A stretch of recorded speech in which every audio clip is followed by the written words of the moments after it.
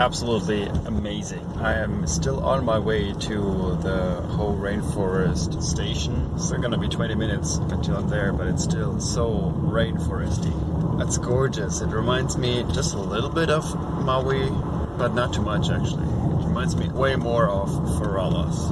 I'm really looking forward to stepping foot outside and walking on these soft beds of moss. I'm very tired still, and I'm very late in the day. I don't know, it's 12:30 or 1 already, so yeah, I will not have a lot of time to look around because I'll have to get hiking to the ranger station, which is 10 miles in along the river, and then I hope I will be able to enjoy more of the hike back when it's also a little bit warmer and drier. Today before I enter the trail, I will have lunch here. That's also good because I don't have to carry it with me. Along with all the tent and sleeping bag stuff. I was told at the ranger station that this might be 1 or 2 hours of wait, so I'm going to have lunch now.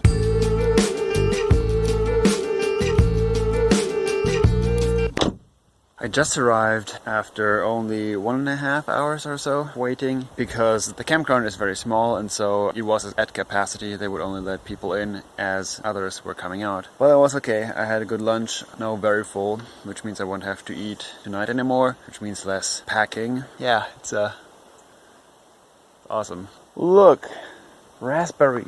I'm very surprised that not everyone has been picking them. Not as flavorful as the wild strawberries though in Finland. Okay, it took me I think an hour or so to pack and to decide whether to bring my camelback plus this backpack or just this one and take the water bladder out of the camelback here, which I have done because I will walk to the campsite and back twice and in between only once, so I will leave some stuff at the campsite somewhere because that's what people online have suggested. This is what I will be hiking with. Feels good, even though I will still add 3 liters, which is 3 kilograms of water. But still, it's very manageable. With tent and everything, I'm ready to maybe download one other podcast or whatever about backpacking onto my phone.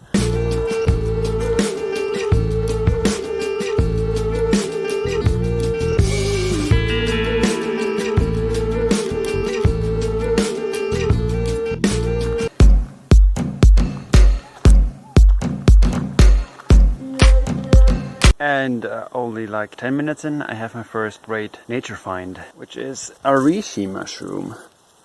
These are medicinal mushrooms that can be grown inside greenhouses. They're proven to be somewhat good against inflammation, mainly, and maybe arthritis and stuff like that, and good for neuron health, I believe.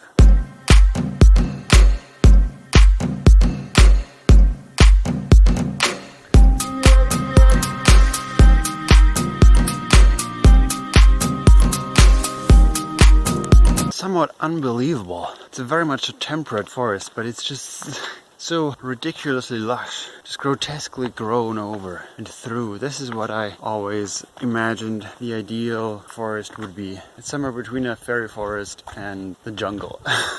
Both quite mythical and mystical. I really love it.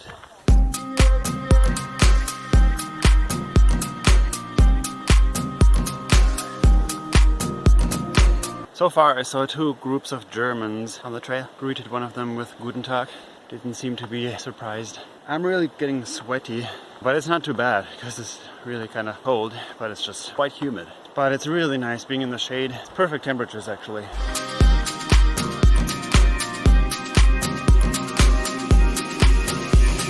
There's just an immense tree there. The feeling is similar to Muir Woods in that there are just ginormous trees. What's a little bit striking is the comparative lack of bird song. So it's fairly quiet, barring the white noise of the river down there, the whole river.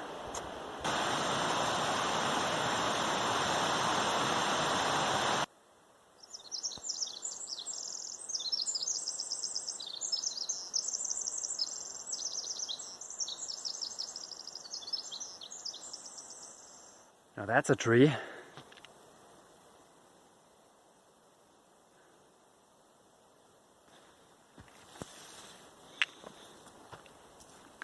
It's a shame that I don't have a camera anymore, so I couldn't set up the recording device like 30 meters down there to put myself as a reference into the frame. It's just enormous. I don't know what to say.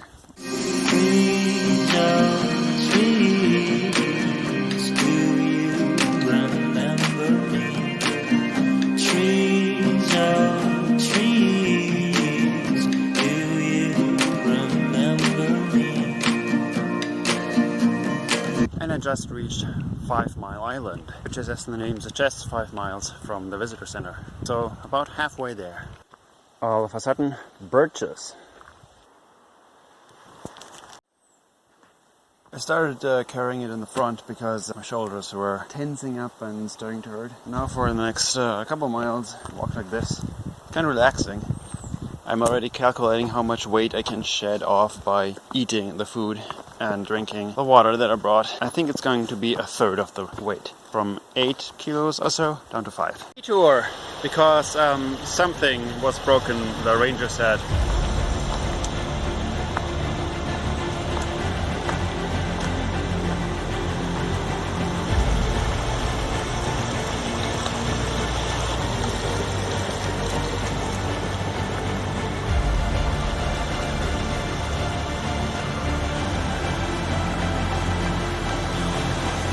Easy.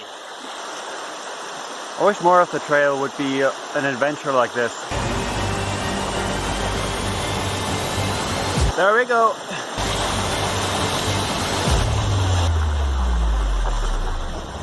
It is 8 p.m. and it appears I arrived at the campsite. First I have to get over this river. Oh.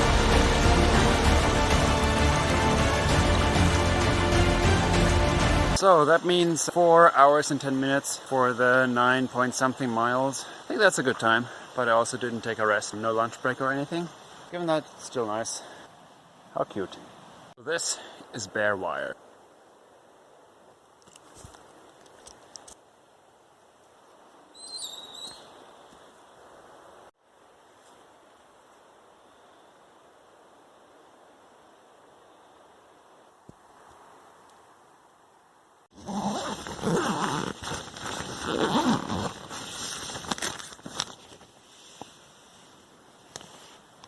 Second day, 8:40 or so in the morning. I slept like 10 hours tonight. It was really good. Now I just took a refreshing but really great bath after some meditation. Now I'm ready to go. Scale the mountain. Oh, it's beautiful. It's quite warm in the sun as well, so it's half as bad. But tonight I was glad that I bought this emergency heat blanket. That was just perfect. Without it, it would have been a little frigid. With just 2 t-shirts, some armlings, a windbreaker, and a sleeping bag. Start the day. Trees are trees. Do you remember me? Now this behind me is something I find very interesting. It is this tree that fell down, I don't know, decades maybe. Few hundred years ago, was the nurse tree of the trees that are kind of growing on or around it. For some reason, it is a better habitat for them to grow on. Like you can see here, there are a bunch of smaller plants that grow just on the tree and in the moss, and probably the best habitat for those other trees, bigger trees to grow on. And yeah, now they just grow their roots around the tree that the seeds have fallen on. And at some point the nurse log will disappear, obviously, because it's dead. And then what you will be left with are these rows of trees. It's the second day and I still can't get enough. Can't quite comprehend all of this. The size of the trees and the moss. You hear temperate rainforest, and I mean this is clearly a rainforest. But to me this is more like a temperate forest turned up to the max. And it's not like a tropical rainforest or tropical forest at all, where you have more quicker growing plants and lianas and stuff. So those are different types of plants that are also growing a lot. But in other areas there's just a lot of moss overgrown in a small area where it's exceptionally humid as a microclimate. But it's just everywhere, so it's just so many big trees. I feel a little bit like in Lord of the Rings, even though this is New Zealand. And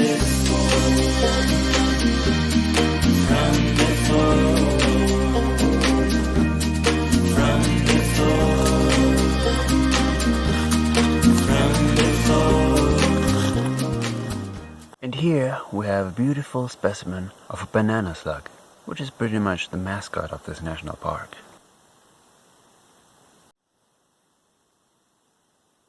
Halfway up through the switchbacks, it has become decidedly less rainforesty and more normal temperate rainforest with less ferns and mosses growing upon mosses on top of mosses. I have used the time up here to be present as much as possible. Ultimately, or inevitably, I guess, it led me to think about what I want to do in life. Maybe it's the perfect time to do that. I haven't come to a conclusion yet, but I still really would like to do some, like a small part of field work, either to collect specimens or colonies of ants, whatever that may be, or to actually do observations in the field, be it of nest weaving of the weaver ants that I might be working on, or bridge building of the army ants, which would have to be in the field anyway, or whether it is the search behavior of arboreal ants, so ants that are nesting up in the trees, because barely anything is known about their foraging behavior, except for some select species, for example turtle ants. That would be a very rich field. Otherwise, yeah, I would like to just provide as much knowledge for society as possible.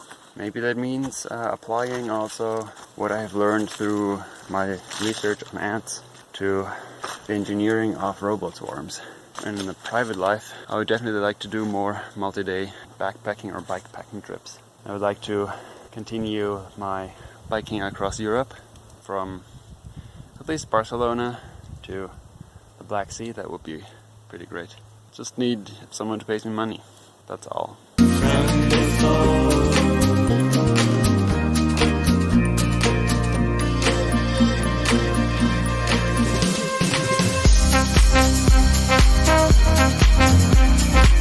I do not know what that is. It has hairs in it. It's a predator. What's a little bit more interesting though is these guys. Oh, so soft. Oh my god.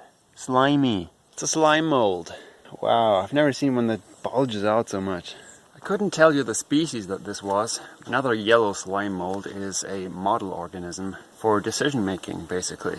That is Physarum polycephalum. One thing that is super fascinating about them is that what you just saw, this huge blob, that is all just one cell. So there are no cell walls in between, just millions of cell nuclei that are just swimming about. So that is called a syncytium. Syn for together and cytium for like cell moss. They move like an amoeba, pushing some of the fluid to one direction and retrieving it from another. And they leave behind an extracellular matrix, which is also called the slime. And they use this slime to basically mark where they have been already, just like U-turn. Thank you. Just like ants might mark their territory or where they have been already with their chemical footprints. They are a model organism for decentralized decision making, because even though they don't even have neurons, it's all just one cell, they can make decisions. For example, one famous experiment was, I think, done by Japanese researchers, where they put a bunch of oats, which is a great food source for them, in the pattern of the city centers of the Tokyo greater area in some dish. And then they put the blob in there, this slime mold. After a while, the slime mold found all of them, and then it retracted its mass from every area where there is just no food, so that it connected just those piles of oat in a network. And this network was very close to what the Japanese engineers came up with for connecting those city centers of Tokyo with the metro, the subway. It's a pretty optimal way of connecting multiple locations, while also being somewhat robust to fluctuations or to errors or noise or disturbances. So in a way they operate very similar to ant colonies, where they also make decentralized decisions on where to make the trails and to which food sources to go, because no individual ant knows what the whole colony needs. It just reacts on its own internal state and the information that it gets from individuals that she interacts with. There are a few ant researchers who also do things on this slime mold because they are so similar. Like Chris Reed, who I would like to work with on the weaver ants. I also saw last year at ISBE in Stockholm that they basically sleep. So they go through a somewhat of a circadian rhythm where they are active a lot for 6 hours or more, and then they just do nothing for the rest. We don't really know yet why, but you know, like jellyfish also sleep.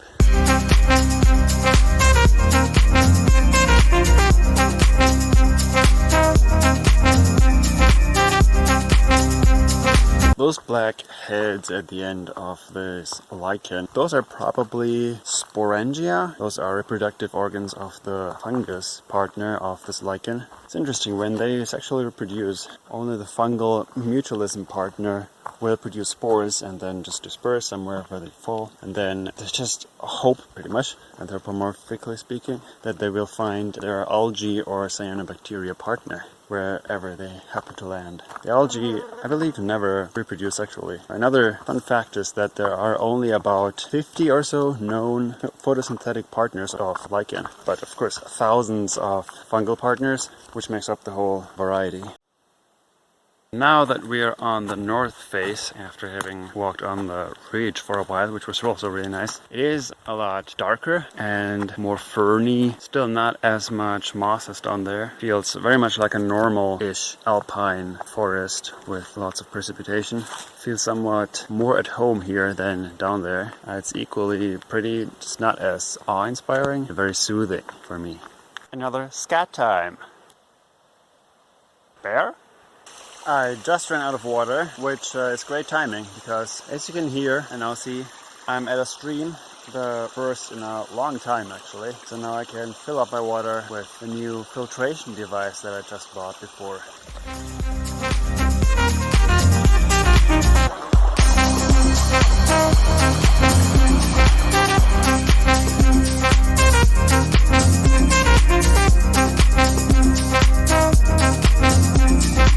I feel like in the Alps on a meadow, or the Rockies or something. All of a sudden it opens up and there are these meadows. It's exactly where I want to be to have lunch, so maybe I'll do that now.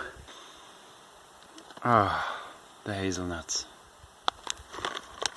I thought around in my head and came to the conclusion that making a trail mix is probably the best option to get as much energy dense food as possible, by also keeping a minimum level of proteins at least, and carbohydrates to fuel myself, because I'm not keto adapted. So, I mean, there's a reason why people take trail mix on the trail.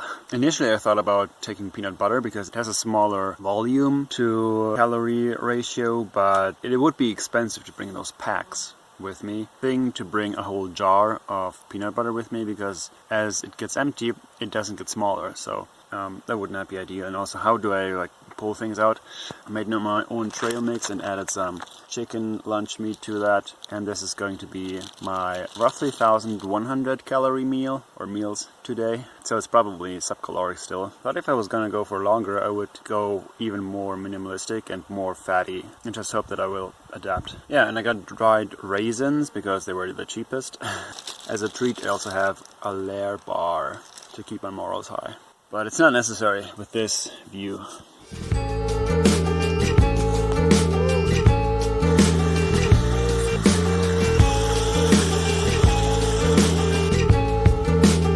That's just a big bear. 25 meters ahead of me.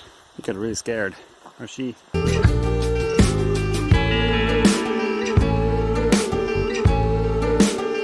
Pretty much expected that I would find a bear out here, because there are just so many around, and I'm really in the middle of nowhere. Like, I haven't seen anyone since like half a mile after the camp. I'm out here.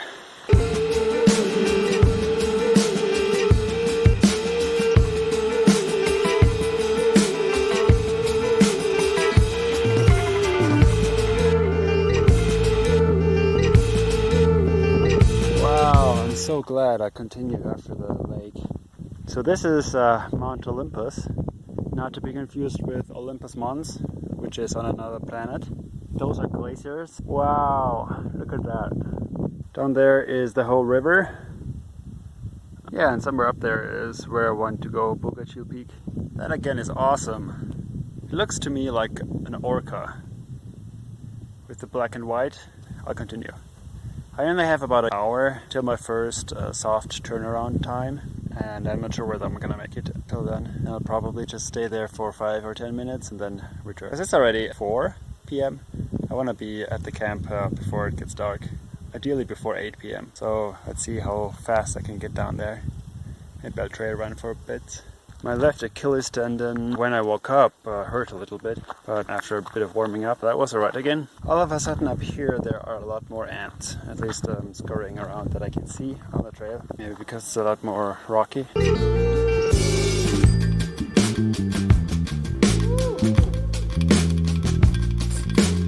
Kind of just want to do a comparative work on how all the different ant species search, and it's probably more ecologically driven than polygenetically, but you know, is there a polygenetical, or that means like family-based signal? That might be a way to do the field research that I've been dreaming of doing so long, being just out here, not just hiking, not just trying to climb a peak, but doing like really useful work, research, having a good purpose while also enjoying nature, which has always been some of the best experiences I've had in the Alps in Austria, working on ravens, and 2013 to the desert here in ants.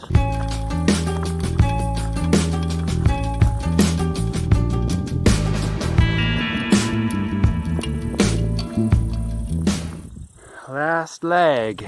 Getting really open here now, and the abundance of ants still increased. There's some snow down there still. Don't even know how high in elevation I am right now. I can feel myself breathe a little more heavily.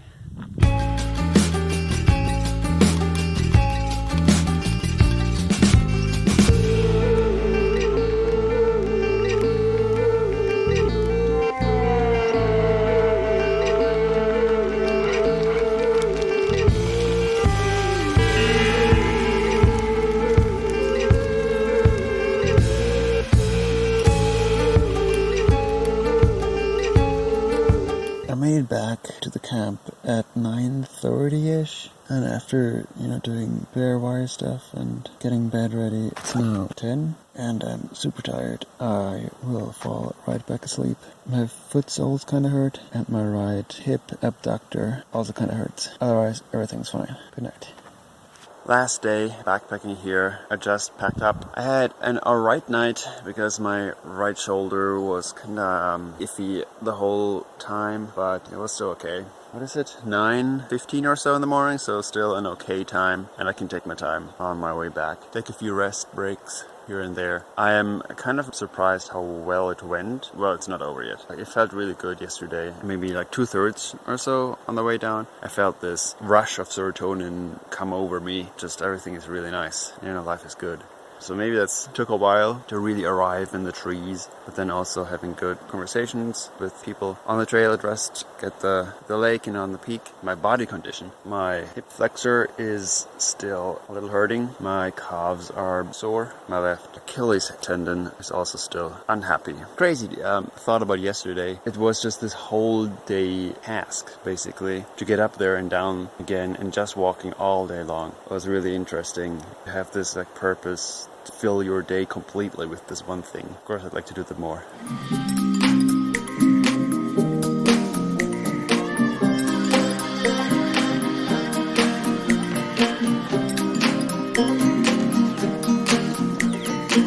And birds of birds, can you recall my songs? It's 2:50 and I'm back at the car. Drying my stuff. My foot soles are killing me. I was a lot slower than I thought I would be, but it's okay. Now I think, even though I slept 10 hours tonight, I will still take a nap, then have some late lunch or supper. Let's go! Like